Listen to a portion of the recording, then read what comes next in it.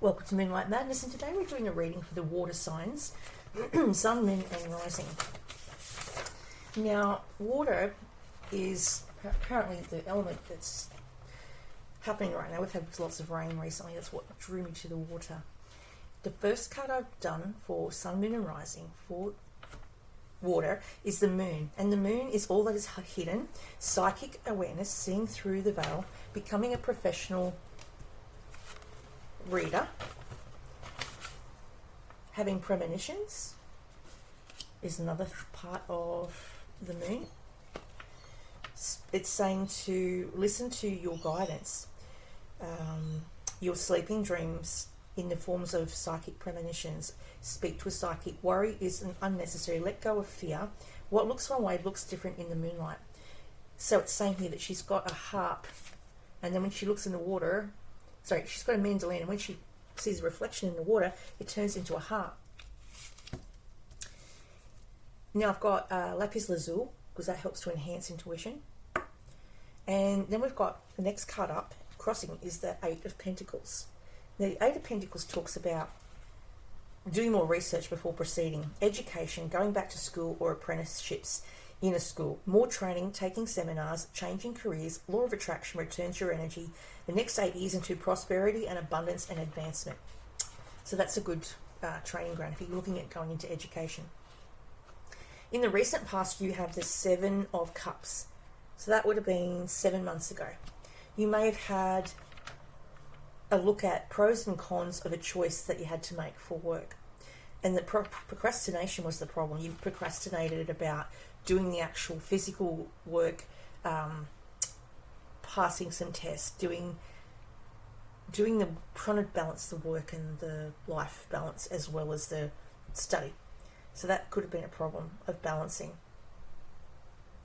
So the problem was taking its toll on you physically, emotionally, financially, and intellectually, or spiritually.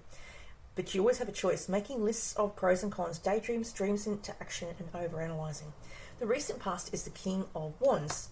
Now I've got my selenite stick because that helps with enhancing whichever crystal that you want to enhance. The King of Wands is recent past, and it's represented by Leo, Sagittarius, or Aries. I put Tiger's Eye because that's a Leo's got the line. It talks about an unexpected supporter to your cause, public speaker, or promotions or advancement in your career.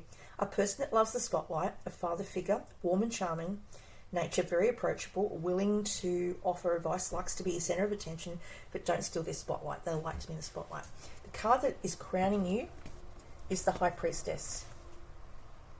And it says you need to trust your intuition. Your spiritual gifts are real. Intuitive insights are accurate. Spending time in meditation or going on long reflective walks is helpful for your way to calm down your spirituality. Pay attention to emotional responses to options offered you. Keep strategies to yourself. So it'll be a good time to consult a psychic. I think there's a full moon coming up shortly. With me, I get songs in my head. So this morning I had Richard Marx in my head. And it was just this song that I had in my head. I couldn't get out of my head. And then I had another song in my head. So it comes and goes. And normally it's because I'm meant to hear it, or I'm meant to hear the words that might give me clues to my next step forward. The Five of Wands is in the next 5 days. And it comes out like people fighting and arguing. So maybe you have had some arguments recently with a person, people, places or things. Just a little bit of competition there. So it's saying here, in the near future, the next 5 days, there's opportunities to grow, opposing goals, athletic games, overly ambitious people, competitive, confrontational, and dealing with them is unavoidable. Try to minimise the drama and maximise the coming up with solutions. Keep energy light, optimistic. A lot of things, little things pile up to tick you off. Then the next card you got is someone around you who is a Princess of Wands, which is, again, Aries, Leo, Sagittarian. And they come through as an optimistic, enthusiastic, and creative person, an energetic person.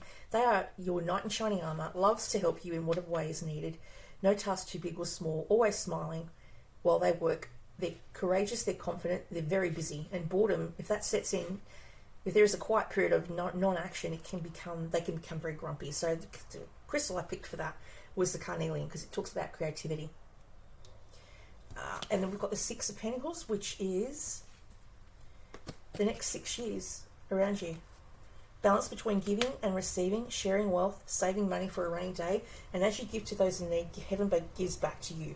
Volunteer your time, good advice to provide instruction. The Two of Cups is the next 2 months away. There could be an engagement between you and another one. And it's a really good match. Getting engaged, forgiveness and resolution of a problem. An unexpected gift, ending a disagreement, 2 hearts who beat as one. True romance. Relationships can have their ups and downs. Continue to work on it. Love still lives in both hearts. And then you've got, on top of that, Two of Cups is the rose quartz for love. And then the crystal I placed on the Prince of Cups, because this is you coming up in your own reading, is the smoky quartz. It helps to ground and balance very strong emotions. So most Cancerians, Scorpios and Pisces are very, very moody. They have emotions that are quick to flare up or get very dark and depressed, very sad. The sadness is the depression. Now this little guy, he just will swoop in. He's romantic, he's captivating, he's dramatic, he's very flirtatious. He likes to sprinkle around his dandelion, if you know what I mean.